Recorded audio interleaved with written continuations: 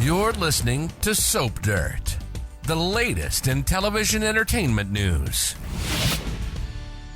Hey there, Days of Our Lives fans. Belynda from Soap Dirt, and I've got your weekly prediction edition. I've got 5 exciting predictions. These are all based on official spoilers from NBC Peacock and recent episode activity.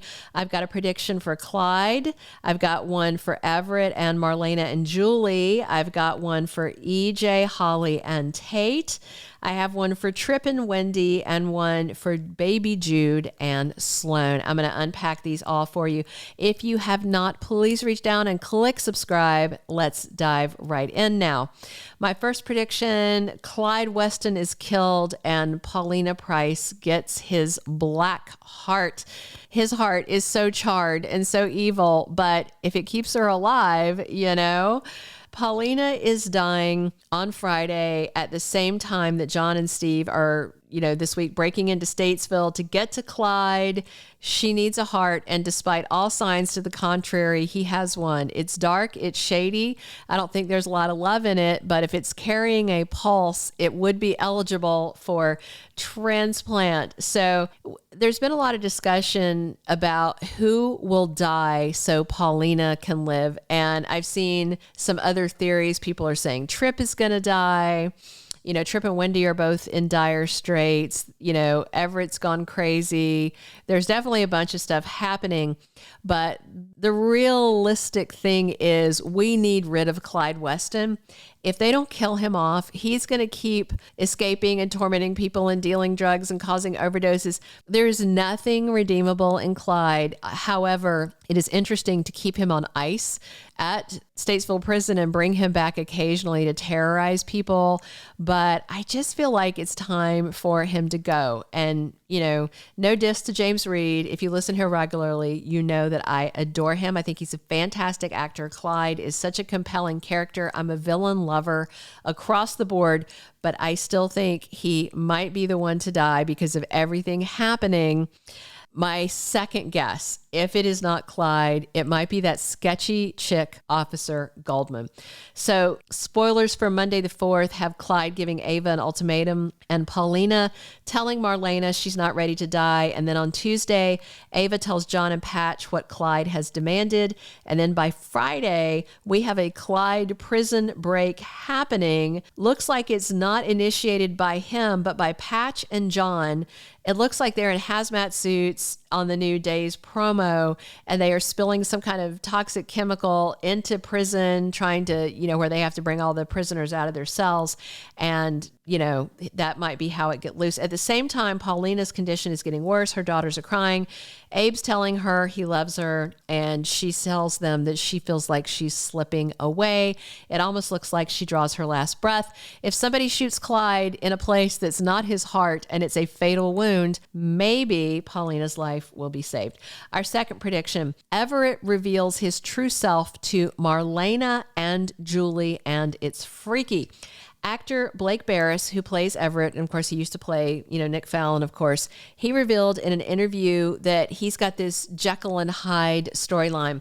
So there's 2 personalities at work. We've got Bobby and we've got Everett. I was chatting with someone in the comments here about this because I referred to Everett as the alter, and they were like, no, Bobby's the alter. No, Bobby is who he is. Bobby Stein is on his Robert Stein is on his birth certificate. That's who he is.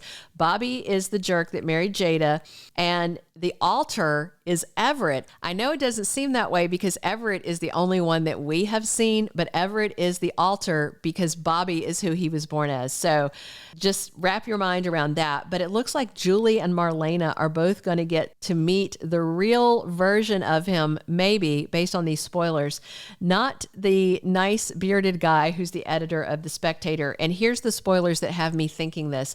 On Monday the 4th, Everett tells Julie about Bobby Stein, his real persona that he can't recall. That doesn't sound that bad, but then there's a spoiler photo of them, and it looks like he is getting hostile with Julie. It looks almost like he's yelling at her. That's not something I don't think Everett would do. We'll see how that plays out. And then on Wednesday the 6th, Marlena has a session with Everett and things get intense. So maybe she hypnotizes him and brings Bobby out, and it scares the crap out of her. So clearly Bobby is going to be Mr. Hyde while Everett is Dr. Jekyll, even though realistically, it should be reversed the other way because Dr. Jekyll was his real personality. I don't know what they're doing with it, but that's the way I think it's going to go. Our third prediction, I don't think EJ DiMera is going to drop the charges against Tate, even though Holly is going to say he didn't give her the drugs. EJ DiMera already knows that Holly was the one doing drugs, not Tate. If you recall, it's probably been two months ago maybe, that Rafe Hernandez told EJ that they had gone to the high school, they had interviewed a bunch of kids, and they confirmed that Holly was doing drugs, and they found nothing like that about Tate Black.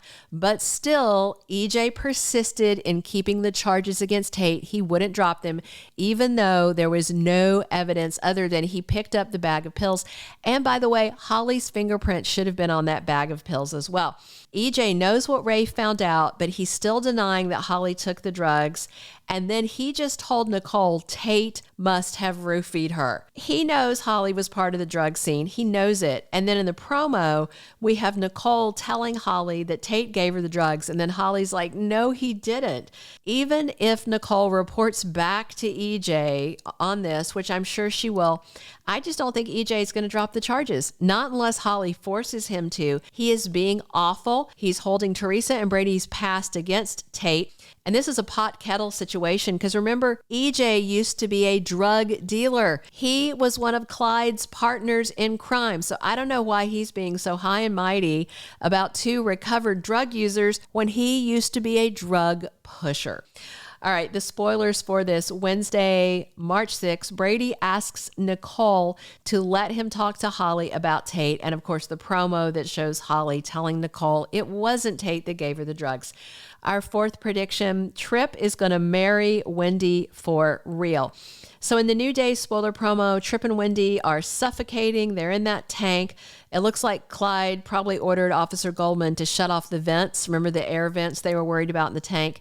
As their air runs out, the New Day's promo spoilers show Tripp asking Wendy to marry him on the spot.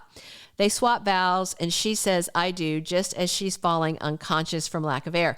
I don't really have any doubt that they're going to be rescued. Surely Ava and John and Steve get there in time. Hopefully they both survive. Or I can't see Harris being out of the hospital for that. He was in bad shape after tackling Stefan, but someone's going to find them, I think. If they do, and if they're saved and alive, which I believe they will be, I can totally see that Tripp will propose to Wendy for real and say that he wants to make what happened in the tank an official vow of matrimony. All right, my fifth and final prediction, Jude's christening ceremony is what pushes Sloan to give back the baby. Next week is baby Jude Brady's christening. The guest list is kind of interesting. Both of his parents are there. I'm not talking about his adoptive parents, Sloan and Eric. I'm talking about his biological parents, Eric Brady and Nicole Walker. All of them are there. There's a spoiler photo of Nicole standing with EJ and Holly at the christening. Also at the christening, we have the new Sloan. Jessica Serfaty was recast for a few episodes, and one of these episodes was the christening. Natasha Hall is playing the role short term. John and Marlena are also on hand. I also have to wonder if Leo Stark is going to be on hand and Belynda Trask. Leo's hoping to be a godparent, and Sloan might tap her good pal and baby-stealing co-conspirator Melinda to be a godparent. We'll see how it goes. Producer Ken Corday confirmed. He said Sloan is giving back the baby. So that's the spoiler that this is based on, along with the spoiler photo of the christening. No idea the date the christening is happening next week, just that it is. So maybe Sloan making these vows and seeing the godparents making these vows to protect and care for and love the child in the eyes of God, in the house of God, has Sloan finally ready to crack at last. We'll see how it goes. Please drop your comments on these predictions, whether you agree, disagree, share your ideas. I love having this soap conversation with you guys. Please subscribe if you haven't already, and definitely come back soon, because as always, we are here talking Days of Our Lives 7 days a week. And of course, this is Belynda from Soap Dirt. Thank you for being a loyal listener. Follow us wherever you get your podcast. because you don't want to miss the next episode. Soap Dirt is on all the major podcast platforms, including Apple Podcast, Spotify, iHeartRadio, and more.